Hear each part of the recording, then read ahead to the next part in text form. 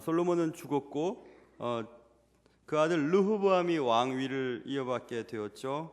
르호보암은 신앙의 가문에서 태어났지만 신앙이 없었던 왕이었습니다. 할아버지 다윗 대단한 분이었죠. 아버지 솔로몬도 하나님의 사랑을 받았던 왕이었습니다. 다윗 그리고 솔로몬 그리고 자기까지 이어지는 그 신앙의 유산을 받지 못했습니다. 부자도 3대가 가기가 쉽지 않다 그러는데 신앙도 마찬가지인 것 같아요. 신앙도 자기 할아버지, 자기 아버지, 자기 그리고 자기 자녀 이렇게 이어주는 것이 참 힘이 듭니다. 그래서 모태신앙에서 자란 사람들이 스스로 자신을 나는 아무것도 못한다고 얘기하지만 그래도 굉장한 신앙인이에요. 믿음의 가정에서 자라나고 본인도 신앙생활을 하는 분들은 대단한 분들입니다. 신앙을 이렇게 지켜나가기가 쉽지 않기 때문에 그래요. 하나님을 전심으로 섬겼던 다윗의 신앙으로 인해 솔로몬에게 이어지죠. 솔로몬은 하나님을 반 정도의 마음으로 섬겼습니다. 결국 솔로몬은 하나님 믿는 신앙을 많이 잃어버리고 결국에 가서는 후회하면서 인생을 마치죠. 그래서 솔로몬의 신앙, 겨우 붙들었던 신앙은 그의 아들에게 가서는 거의 상실되는 것을 볼 수 있습니다. 또 백성들과의 관계를 통해서 이 세 왕을 비교해 볼 수도 있는데요. 어떤 학자는 이렇게 얘기합니다. 다윗은 백성을 loved, 사랑했던 왕이었다. 솔로몬, 그는 used, 백성을 이용했던 왕이었다. 그 아들 르호보암, ignored 하는 무시하는 것, 백성들을 무시했던 왕이었다. 점점 백성을 사랑했던 왕, 그리고 백성을 이용해서 자신의 권력을 유지하고 왕궁을 건축하고 각종의 건물들을 지었던 왕, 그리고 그 다음 이제 르호보암 때는 백성을 무시해버리는 왕으로 전락하게 됩니다. 르호보암은 백성들을 어떻게 무시했는가 오늘 본문에서부터 나오게 되는데요. 오늘 말씀은 제가 말씀을 쭉 읽으면서 3일 후라고 하는 말 5절 그리고 12절 또 3일 만에 이런 말이 나와 있죠. 3일이라고 하는 단어를 중심으로 쭉 보면서 제목을 3일 후라고 하는 제목을 정했습니다. 이 3일 후라고 하는 제목을 정하고 설교를 디자인을 어떻게 할까 하면서 3일이라고 하는 날짜를 한번 생각해 보았어요. 그래서 예수 그리스도의 부활, 3일 만에 부활하시고 또 요나 또 물고기의 뱃속에서 3일 후에 토해냄을 받고 이런 것들을 한번 연관지어서 한번 설교를 디자인해 봐야 되겠다 생각을 했었는데 시간이 좀 부족했습니다. 그래서 3일 후라고 하는 관점을 중심으로 보기보다는 오늘 본문에 있는 내용을 통해서 르호보암이 어떻게 백성을 무시하는가, 그래서 하나님이 허락하신 남북의 연합왕국이 르호보암 때 어떻게 분열되는가에 대한 배경들을 오늘 성경을 통해서 살펴보려고 하는 것입니다. 자, 먼저 오늘 본문을 딱 열면 르호보암이 이렇게 나오면서 세겜으로 갔다 이렇게 나오죠. 여기서부터 벌써 르호보암의 통치의 색깔을 우리가 알 수 있어요. 르호보암이 세겜으로 간 이유는 뭐냐? 이는 온 이스라엘이 그를 왕으로 삼고자 하여 세겜에 이르렀음이더라. 세겜으로 르호보암이 갔던 이유는 세겜에서 왕위 위식을 하기 위해서 갔던 것입니다. 르호보암이 모든 사람들로부터 당신은 왕이십니다, 우리의 왕입니다 라고 하는 왕위 즉위식을 거행하기 위해서 세겜으로 갔는데, 성경의 저자, 오늘 열왕기상의 저자인 저자가 르호보암이 세겜으로 간 것을 르호보암의 통치에 처음으로 기록하고 있죠. 그건 의미가 있는 내용입니다. 세겜으로 갔다라고 하는 것은 가서는 안 될 곳을 갔다는 얘기를 하고 있는 거예요.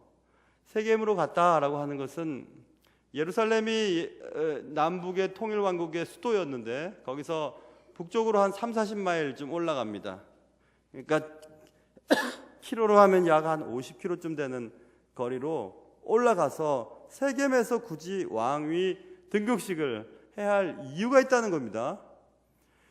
전통적으로 다윗이 왕이 되면서부터 남쪽 유다를 중심으로 남쪽 지파 사람들이 왕위를 차지하게 됐죠. 남쪽의 전통적인 즉위식 장소는 예루살렘으로부터 한 20마일 좀 밑으로 내려가면 남서쪽으로 약간만 이동하면 헤브론이라고 하는 동네가 있잖아요. 전통적인 유다의 아주 중요한 도시죠. 이 헤브론에서 즉위식을 거행하거나 혹은 이제 남북이 통일왕국이 된 이후의 시점이라면 예루살렘에서 왕위 즉위식을 하는 것이 당연한 일입니다. 그럼에도 불구하고 르호보암이 왕이 된 후에 헤브론도 가지 않고 예루살렘에서도 하지 않고 세겜으로 갔다, 이 말을 지금 무언가 하고 싶은 거예요. 이 성경의 저자가. 세겜으로 간 이유는 세겜은 전통적으로 요셉 지파, 그러니까 에브라임과 므낫세를 중심으로 한 남쪽의 유다와 베냐민을 제외한 북쪽의 10개 지파와 남쪽의 2개 지파가 지도력 싸움을 계속했거든요. 그것은 출애굽 때부터 시작됐던 것이었습니다. 여호수아와 갈렙부터 시작해서 계속해서 북쪽 에브라임, 요셉 지파 중에 하나인 에브라임을 중심으로 한 북쪽 지파와 유다를 중심으로 한 남쪽 지파의 이 갈등 구조가 계속 있었거든요. 계속 있었었는데 르호보암은 왕이 되면서 북쪽 사람들의 마음을 사기 위해서 세겜으로 간 겁니다. 세겜은 요셉 지파의 중심 도시예요. 특별히. 그러니까 북쪽의 핵심 세력인 요셉 지파 사람들의 마음을 사고자 했던 것이 틀림이 없습니다. 그래서 이 세겜으로 갔으니라고 하는 이 말은 우리 그냥 넘어가야 될 말이 아니라 르호보암이 굉장히 인간적인 방법으로 자신의 권력을 유지하려고 했다는 사실을 우리는 금방 알 수가 있어요. 여기서부터 르호보암이 통치의 초기에 어떤 마음으로 왕위를 유지하려고 했는지를 알 수 있죠. 그러니까 르호보암이 세겜에 간 이유는 북쪽 지파 사람들을 기쁘게 해주려는 의도가 분명합니다. 신앙을 갖지 못한 왕은 대부분 이렇게 인간적인 방법으로 자신의 왕위를 유지하려고 하는 흔적들을 성경에서 볼 수가 있거든요. 르호보암은 자신의 정체성을 제대로 알고 있지 못했던 왕이었습니다. 자신의 지위가 사람으로부터 온 것이 아니라 하나님으로부터 주어졌다는 사실을 망각하고 있을 때 이런 일을 합니다. 백성들로부터 인기에 의해서가 아니라 하나님과 개인적인 관계에서 성공적인 결과를 얻어내야만 자신의 지위가 유지된다는 사실을 망각했을 때 이런 일을 벌이는 것입니다. 그건 우리의 삶 속에서 적용할 수 있어요. 여러분이 가지고 계신 권력, 재산, 건강도 하나님과의 관계 속에서 바라봐야 하는데 그렇게 하지 못할 때 우리는 죄를 짓게 됩니다. 저는 감기를 걸리면 항상 이 기침이 기관지 쪽이 안 좋기 때문에 한 번 걸리면 오래 가요. 그래서 겁이 많이 나거든요. 그래서 매년 이렇게 독감 주사를 맞는데 올해는 안 맞았어요. 어쩌다 보니까 안 맞았어요. 근데 어쩌다 바빴기 때문에 안 맞았다기보다는 작년인가 재작년에 기침이 또 계속 났을 때 어느 병원에 갔는데요. 병원에서 약 처방한 것을 하루 만에 먹어서 나았었거든요. 그래서 제가 감기 걸려도 거기서 처방한 거 내가 보관해 두고 있었거든요. 조제한 그거 처방전을. 그래서 이거 가서 지어달라 그러면 하루 만에 낫는데 하고 생각하고 있었어요. 그래가지고 독감 주사도 안 먹고 그냥 안 맞고 있다가 걸렸죠. 그런데 그래서 병원에 갔더니 그 병원이 또 이사를 갔어요. 그래가지고 그냥 딴 건 말고 이대로만 처방을 해주세요 하고 조제를 받았죠. 이틀치를 처방을 받았습니다. 그래 하루 먹으면 날 거 이틀이라도 남으면 내년에 또 먹지 하고 그 먹었어요. 근데 안 났더라고요. 그리고 또 일주일치를 저어서 먹은 또 안 났어요. 또 지금 일주일치를 먹고 있는데 또 안 나고 있어요. 대단하죠. 제가 근데 며칠 전에 깨달았어요. 하나님이 야 이놈아, 내가 네 낫게 해주는 거지 약이 네 낫게 해준다고 생각했냐? 가만히 생각해보니까 감기 이거 기침 멈추게 해달라고 기도도 안 했더라고요. 제가 일주일 동안 거의 알흘 동안에. 야, 그래서 내가 목사가 맞나 이런 생각했었어요. 그래서 하나님이 약 때문에 난 게 아니라 너 불쌍해서 내가 낫게 해준 거지 약 때문에 네가 난 줄 아냐 이렇게 주님이 제게 말씀을 하시는 게 느껴졌었어요. 그래서 어느 날 밤에 깨가지고 하나님 잘못했어요. 그렇죠. 하나님이 낫게 해주시는 거지 하고 이제 철저히 회개를 해서 나은 줄 알았어요. 그래서 하나님 낫게 해주겠다 했는데 또 안 낫네요. 그래서 이제 최후의 방법은 저 시골에 좋은 공기 마시러 이제 한 며칠 있다가 갔다 오는 방법. 거기서 주님과 또 개인적인 교제하는 방법밖에 없다 이런 생각이 드는데 좋은 데 있으면 알려주세요. 자, 그래서 여기서 우리는 생각해야 될 게 있어요. 사람 보고 직분을 유지하려고 하면 피곤합니다. 왜냐하면 사람 눈치 봐야 되니까, 사람 눈치 보면서 행동해야 되니까, 사람이 나를 어찌할 것이라고 여기기 때문에 피곤한 거예요. 그리고 자꾸 사람에게 대해서 관심을 기울이죠. 르호보암가 그렇게 했습니다. 자신의 왕권을 유지하려면 북쪽 사람들의 마음을 회유시켜야 되겠다라는 마음이 르호보암에게 있었던 것입니다. 그런 걸 어디서 배웠을까요? 아버지한테 배우지 않았겠어요? 아버지가 자신의 하나님이 다윗을 통해서 물려주신 왕국을 유지하기 위해 이웃 나라들과 좋은 관계를 맺으려면 어떻게 해야 될까? 이웃 나라 여인들과 결혼을 해서 좋은 관계를 맺어야 되겠다. 이거 아니었습니까? 그러니까 르호보암이 그랬어요. 르호보암이 그랬습니다. 여러분도 애시당초 그런 생각하지 마세요. 내가 지금 누리고 있는 것을 어떻게 애를 써서 유지해 보려고 하면은 하나님 가져가십니다. 그리고 깨닫게 하십니다. 하나님과의 관계 속에서 해결을 해야 하는데 그렇게 하지 않았습니다. 르호보암이 잘못한 게 이거죠. 그러니까 처음부터 르호보암이 단추를 잘못 꼈던 것입니다. 굳이 50km 북쪽으로 올라가서 세겜에서 북쪽 사람들의 마음을 회유하면서 왕위 즉위식을 하며 그렇게 해야 될 이유가 전혀 없었어요. 하나님이 세우신 것이라면 하나님이 하시면 되는 거죠. 그것을 우리가 살펴볼 수 있고, 또 한 가지는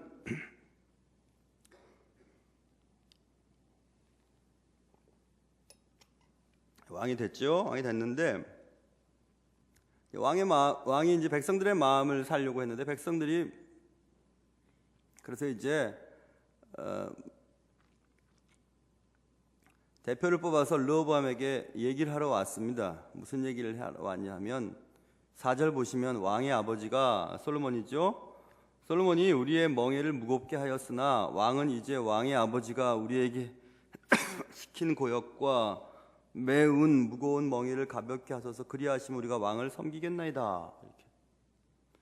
사람들의 마음을 사려고 했던 것이 결국 어떻게 흘러가는지 보세요. 그래서 사람들이 이제 힘을 모아가지고 왕에게 온 겁니다. 와서 당신의 아버지가 왕궁 짓느라고 우리 얼마나 힘들었는지 모른다고. 그러니 우리의 멍에를 가볍게 하면 우리가 왕을 섬기겠습니다. 이렇게 조건적으로 나오는 거예요. 여러분, 사람이 참 악합니다. 사람은 잘해주면 끝없이 잘해달라고 해요. 그렇게 하는 거 아니죠. 특별히 교회 일은 그런 것 같아요. 하나님의 일은 그런 것 같아요. 사람 눈치 보고 시작하면 너무 피곤한데 하나님 이게 옳다 하면 그냥 가는 거죠. 그래서 그럼 잘못되면 어떡하죠? 잘못된 것도 하나님 안에 있는 거니까 그런 건 무섭게 생각하면 안 되는데 그렇게 할 때가 있다는 겁니다. 그래서 이제 백성들의 불만을 르호보암 앞에 토로를 했습니다. 르호보암이 자신이 아버지가 가졌던 지혜는 없죠. 어떻게 하면 좋을까요? 르호보암이 얘기합니다. 3일 있다가 와. 그래서 이제 3일 후라고 하는 말이 나오는 거죠. 5절 보면 3일 후에 다시 내게로 와 이렇게 해서 보냅니다. 백성이 갔어요. 3일이라고 하는 여유가 주어졌습니다. 3일 동안 이제 정확하게 지혜를 내서 판단력과 분별력을 통해서 결정을 내려야 되죠. 이 3일 동안 어떤 일이 벌어지는지를 보세요. 먼저 그는 그의 왕위를 돈독하게 만들어 주었던 아버지 선 왕의 신하들, 그러니까 노인들이죠. 그 노인들과 의논합니다. 6절, 르호보암 왕이 그의 아버지 솔로몬의 생전에 그 앞에 모셨던 노인들과 의논하여 이르되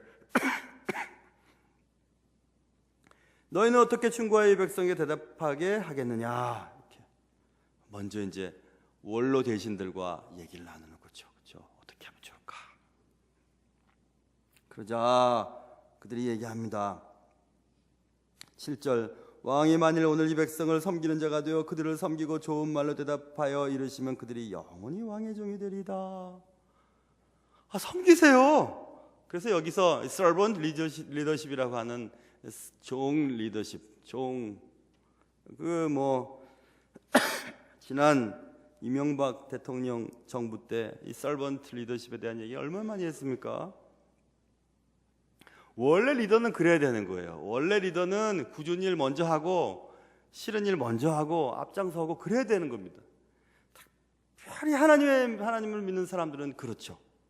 그렇다면 하나님을 믿는 사람들의 공동체 교회는 더 그렇습니다. 교회는 직분자들이 먼저 솔선수범을 해야 되죠. 직분을 얻으면 마치 세상에 자리를 얻은 것처럼 되어간다고 하는 말들이 있어요. 보통 교회들을. 그러면 안 되는 거죠. 그러면 안 돼. 더 교회를 오래 다닌 사람일수록 더 겸손하고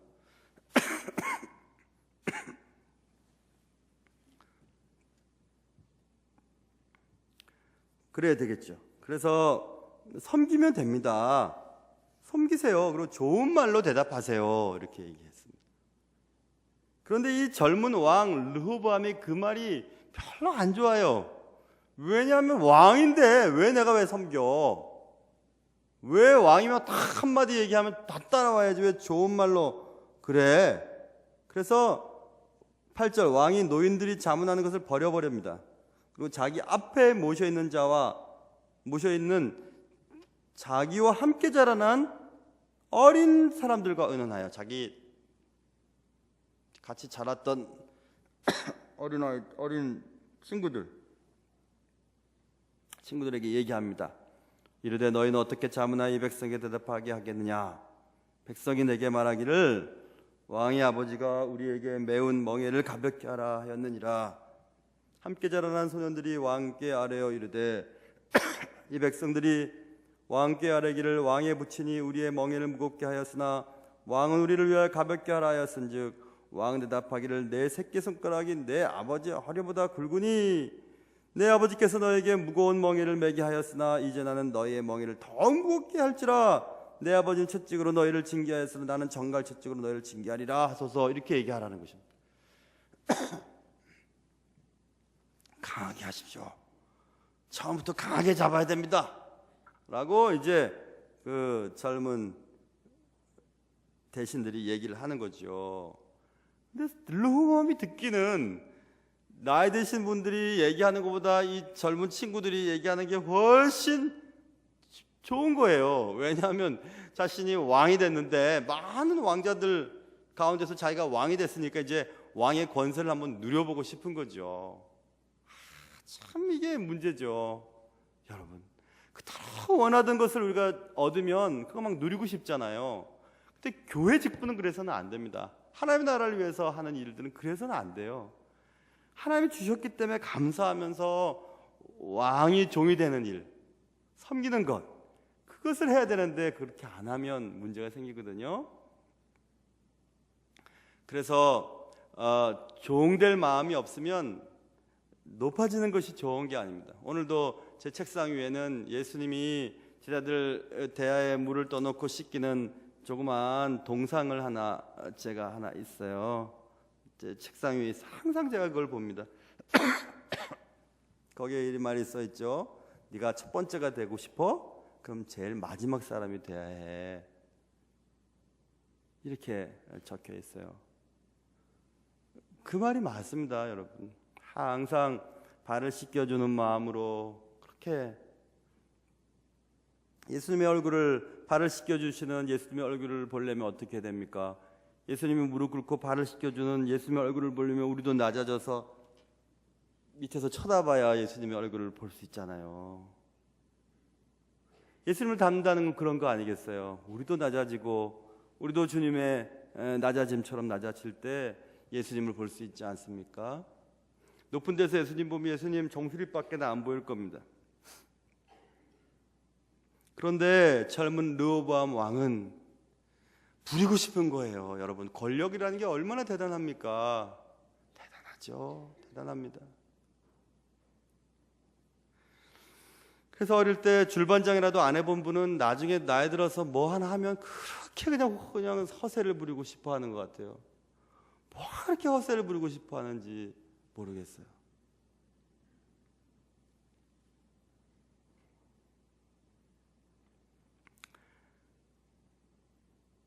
그래, 르호보암은 이제 노인의 자문을 버리고 어린 사람들의 자문을 따릅니다. 여러분, 누구의 자문을 따라야 되는지 우리는 본문을 통해서 여러분 어떻게 생각하세요? 노인의 자문을 따라야 됩니까? 자기 동료들의 자문을 따라야 됩니까? 이렇게 물어보면 뭐 질문도 아닌 것 같은 질문을 하는 것 같지만 제가 요구한 대답은 사람의 자문을 따르기 전에 먼저 기도를 했었어야 돼요. 르호보암이 대제사장을 불러다 놓고 대제사장한테 물어보는 거지, 하나님 뜻이 어디 있는지.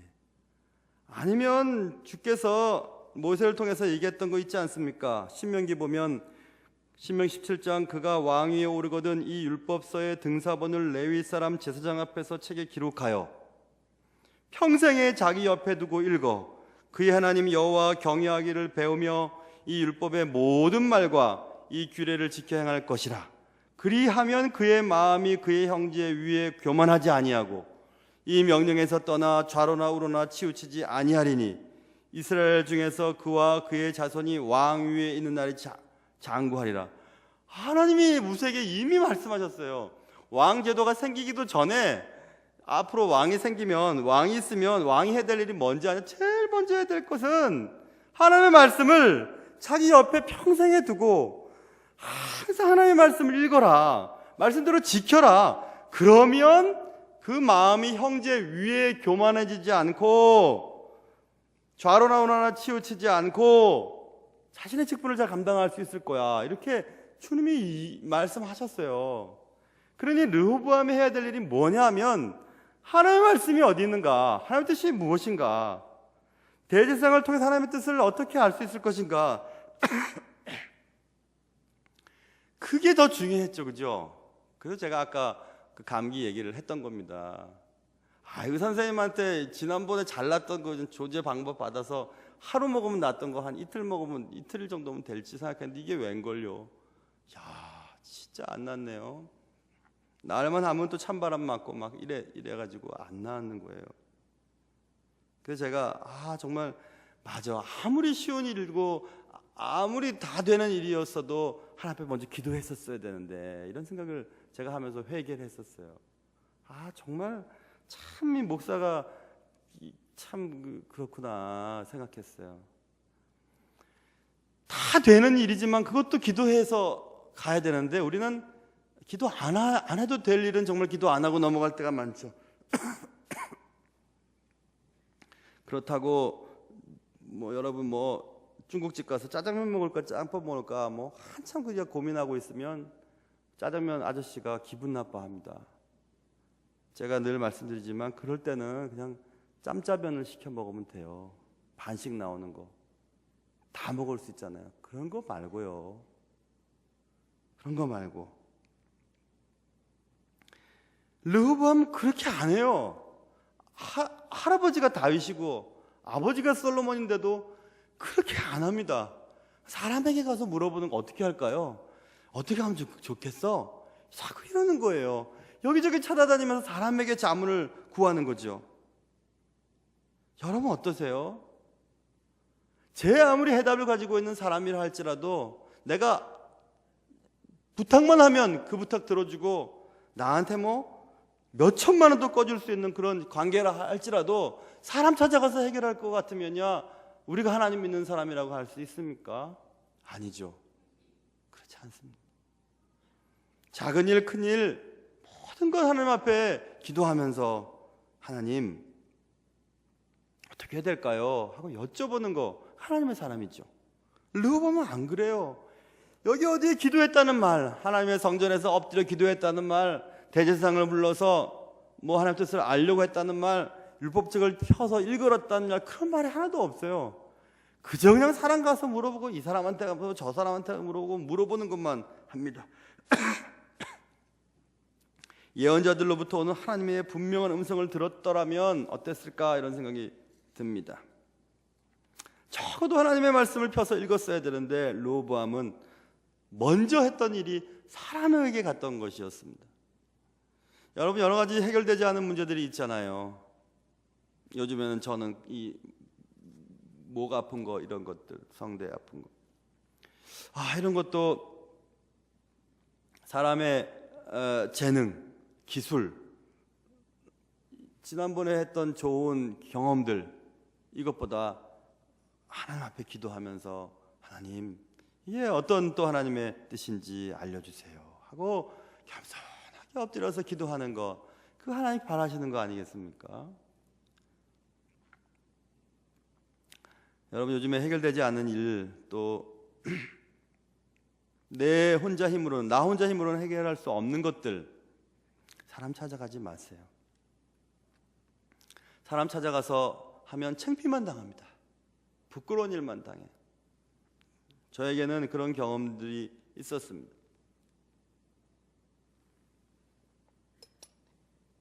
유학 가기 전에 저쪽 화정에서 잠시 한 9개월 정도 전임 사역을 하다가 갔었어요. 그때 그 교회 장로님은 참 애를 많이 쓰고, 제가 언젠가 얘기했던 것처럼 기도할 때 막 그 한 분이 막 이렇게 하면서 막 기도하는 분이에요. 정말 그분 기도하는 거 들어보면 어미 참새가 제일 먼저 줄 새끼 같아요. 머리를 그냥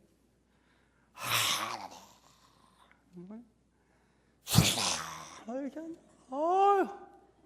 얼마나 그냥 그 기도, 진짜 열심히 기도해요. 그 장로님, 정말 나는 그 장로님의 기도를 생각하면 감동이 돼요. 정말 한 테이프 장사 하시다가 대호상사 사장이 됐어요. 이야, 대단한 분이죠. 유학 떠날 때 그때 전 강도사였는데, 강도사님 전화만 하세요. 필요하면 전화만 하세요. 내가 강도사님 공부할 때 다 내가 후원해 줄 테니까 저한테 개인적으로 얘기하셨거든요. 제 아내도 몰라요, 그거는. 그래서 힘들 때 전화를 했지 않습니까? 시카고에서. 전화할 때마다 안 받는 거예요. 마치 기다렸다는 듯이. 어쩜 그렇게 안 받는지 3번씩이나 했는데, 기도할 땐 또 제가 얼마나 어렵게 결정하면 전화했겠어요. 그렇잖아요. 너무 힘든데 돈 좀 보내달라 이런 말, 학비 좀 보내달라 이런 말 보통 일이겠어요. 3번이나 했는데 안 받아요. 아마 작정을 했나 봐요, 안 받으시기를. 그래서 제가 3번째 딱 안 되는 거 보고 깨달았죠. 하나님, 그래, 하나님이 다 계시는데 내가 사람 무지하는 거, 하나님 다 보고 계시는데 내가 필요하면 사람을 통해서 하나님이 하시겠는데 뭘 내가 그렇게 하나, 이런 생각을 했었죠. 그래서 어떻게 됐는지 여러분 아시잖아요. 정말 돈 한 푼 안 꾸고 그 유학생활을 잘 마쳤잖아요. 그거 정말 내가 아무리 생각해도 기적이에요. 여러분은 별것도 아닐 텐데 생각하시겠지만, 정말 저는 어떻게 그 5년이라고 하는 시간들을 보냈는지 몰라요. 학비 다 됐죠. 먹고 살았죠. 어떻게 지냈는지 모르겠어요.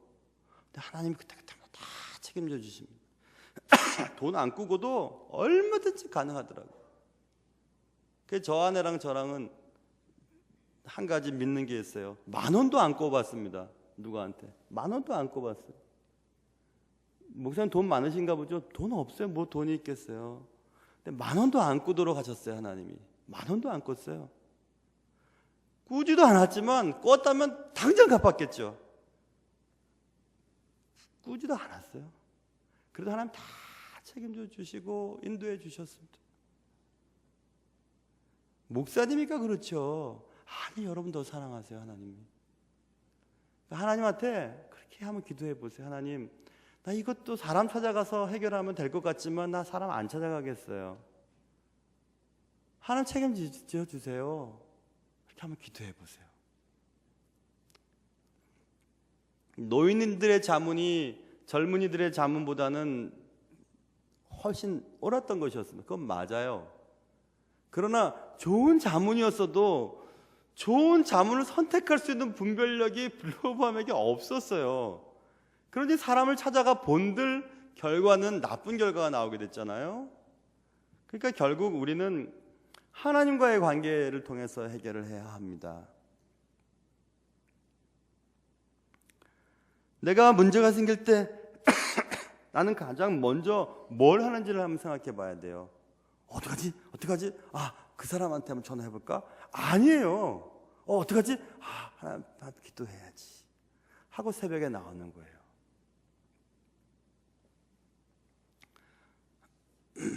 제가 막 들어 누워 있었더니 요즘에 새벽 예배 늘 나오던 분들이 안 나오는 걸 내가 발견해 놓고 내가 생각하고 있어요. 이거 정말 침상에 실려서라도 나가긴 나와야 되겠구나. 나라도 그래야지. 이게 목사님이 요즘에 안 보이는데 아픈데 잘 됐다. 나도 그냥 가만히 숨자. 그러면 안 돼요. 고개 숙이신 분들 지금 그러면 안 돼요. 여러분이 기도해 주셔야지요. 더 그렇죠.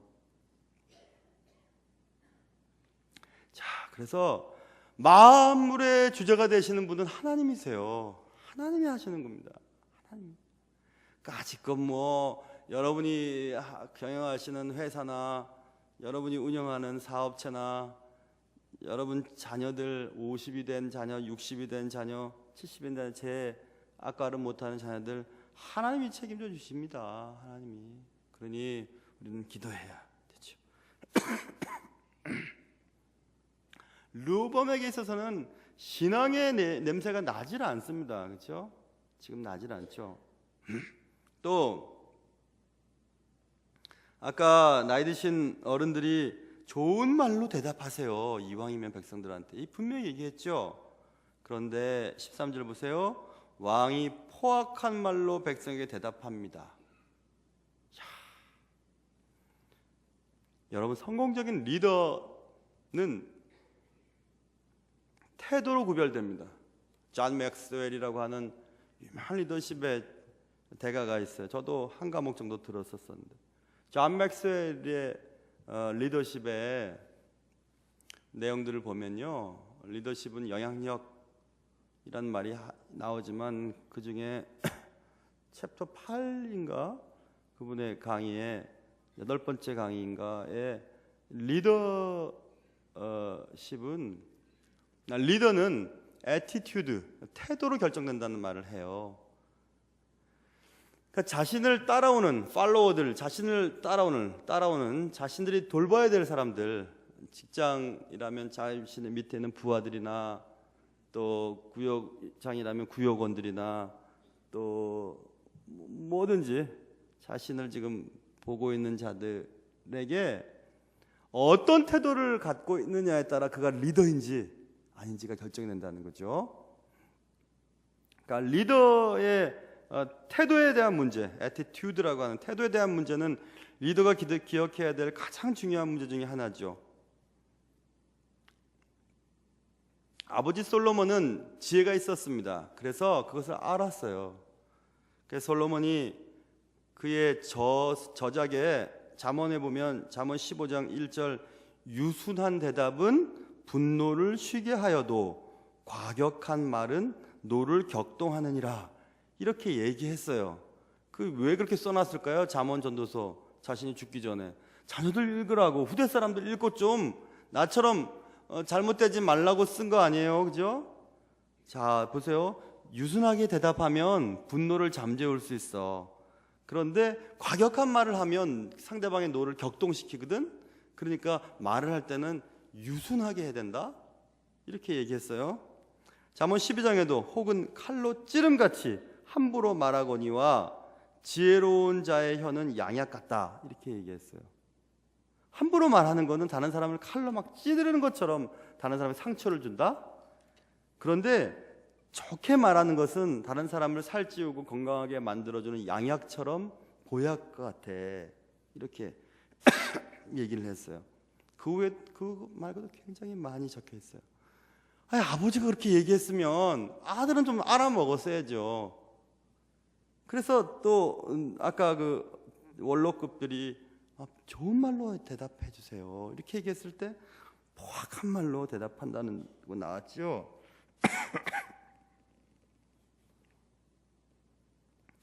그러니 이 르호보암이 큰일이에요, 그죠? 큰일입니다. 여러분, 말을 조심해야 돼요. 부부싸움이나 또 가까운 사람들과 다툴 때도 그렇지 않아요? 내가 뭐 흥분해서 말이 크게 나가거나 이럴 때 상대방도 크게 나오면 계속 크게 나가잖아요. 마치 경험해 보시지 않은 사람들처럼 무슨 얘기지 막 이렇게 지금 저는 경험해 봤어요. 이렇게 말을 크게 하면 크게 하고 크게 하면 크게 하잖아요. 그러지 말고 상대방을 유순한 말로 얘기한 상대방의 노가 이렇게 사그라들잖아요. 좋은 말을 한번 해보세요. 그러면 상대방의 분노가 쉰대요. 이렇게 쉬는 거죠. 유순하게 대답을 하면. 좀 제발 좀 그러세요, 여기 여자분들. 눈썹까지 위로 잘못 그린 날 쳐다보고 막 소리 지르면 얼마나 무섭겠어요. 아니야. 눈썹 없는 날이 더 무서워요, 그렇죠? 눈썹 안 그린 날이 더 무섭죠. 정말 가관이죠. 그래서 그런지 그 말을 듣고 이제 문신이 생겼다고 얘기가 나왔어요. 절대로 지워지지 않는. 어쨌든요, 여러분, 유순하게 대답을 하면 분노가 쉰다잖아요, 그렇죠? 그러니까 말을 좀 막 급하게 하지 말고 천천히 좀 톤도 좀 낮춰서 얘기를 하면 안 될까요? 최근에 어떤 영화에서 아주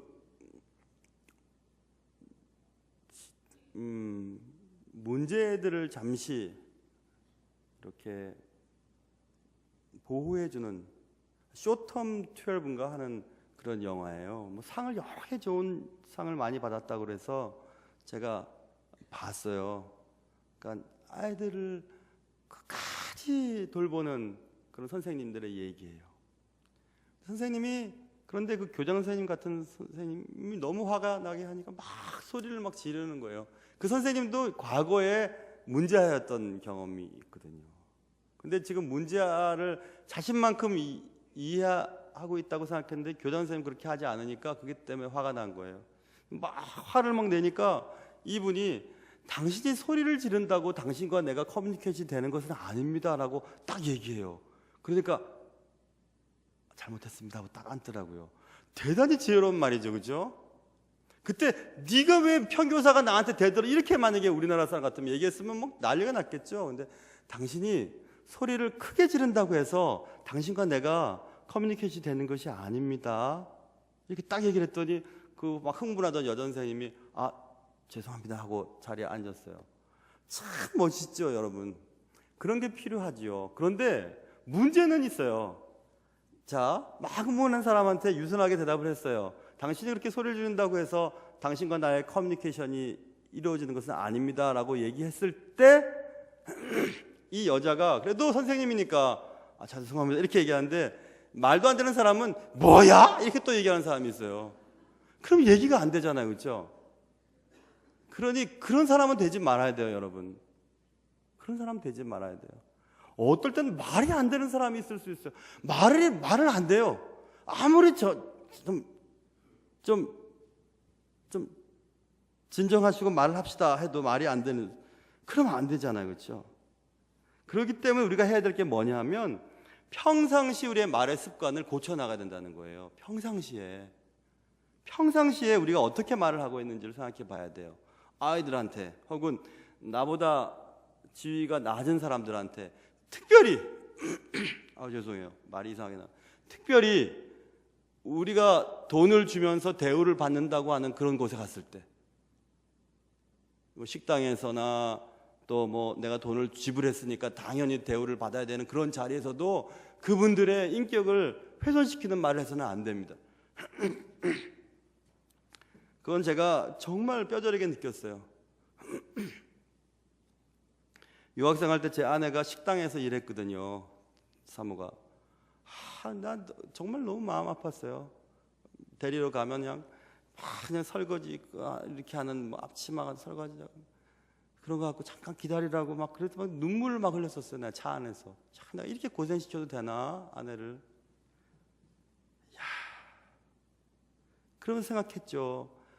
그래, 모든 사람들은 다 자기 집에 가면 귀한 사람들인데 식당에서 일한다고 혹은 뭐 목욕탕에서 일한다고 혹은 뭐 자기가 함부로 부릴 수 있는 사람이라고, 운전하는 분이라고 혹은 뭐 일하러 온 사람이라고 함부로 해서는 안 되는데 우리는 그렇게 하고 있지 않나요? 특별히 우리나라 사람들이 좀 그런 경향이 있더라고요. 외국에 살다 보니까. 갖고 와! 막 이렇게. 아줌마 갖고 와! 막 이렇게 하고 말이에요. 그거 아니에요. 고맙습니다 하고 갖다 주시면 고맙습니다. 저 좀 주시겠어요? 고맙습니다. 왜냐하면 너무 귀한 분들이거든요. 그래서 평상시 우리의 삶의 태도를 봐야 합니다. 나는 유순한가 포악한가? 남을 찌름같이 함부로 말하는가? 다른 사람을 살리는 좋은 양약처럼 말을 하고 있는가? 그런 것을 한번 생각해 봐야 돼요. 3일 동안 르호보암은 사실 하나님이 기회를 주셨던 거예요. 사실은 3일이면 죽었던 자도 살아날 만큼 하나님은 충분히 3일 동안에 인생을 역전시킬 수 있는 그런 시간들입니다. 그 3일은 하나님이 솔로몬에게 작정하신 그 징계를 돌이킬 수 있는 시간이 될 수도 있었습니다. 만일 르호보암이 3일 동안 하나님께 매달리면서 하나님, 내 힘으로는 안 되겠어요. 백성들이 이렇게 들고 일어나는데 어떻게 하면 좋죠? 난 지혜가 없어요. 하나님 도와주세요. 아버지 때 그러셨다면서요? 아버지 때는 징계를 하지 않지만 그의 아들 때에 나라를 나누겠다고 하셨다면서요? 근데 그렇게 안 해주시면 안 돼요. 하나님 도와주세요 하고 기도했다면 어떻게 됐을까요? 틀림없이 하나님은 호세아서에 있는 말씀처럼 오라 우리가 여호와께로 돌아가자. 여호와께서 우리를 찢으셨으나 도로 낫게 하실 것이요 우리를 치셨으나 싸매어 주실 것임이라. 이렇게 아마 주님이 하셨을 것입니다. 전 그걸 틀림없이 생각해요. 3일이라는 말이 계속 반복되는 거 보면 3일이야? 3일 동안 이게 지금 분명히 뭐가 있어요. 메시지가. 근데 그 3일을 낭비했습니다. 자, 우리에게도 3일 동안만의 시간이 남아있다면 여러분 어떻게 하시겠어요? 이제 오늘부터 3일밖에 시간이 남아있지 않는다면 여러분 어떻게 사시겠어요? 이제 딱 3일만 여러분에게 주어진 시간이 있다면 어떻게 이제 사시겠습니까? 그런 마음으로 산다면 하나님 앞에 커다란 죄를 짓지 않고 남 마음 아프게 하지 않고 틀어졌던 인간관계를 회복시키는 일에 더 집중하지 않겠습니까? 모쪼록 매일매일 우리에게 남겨진 3일이라고 하는 생각을 가지면서 살아가실 수 있는 여러분과 제가 되기를 주님의 이름으로 축원합니다.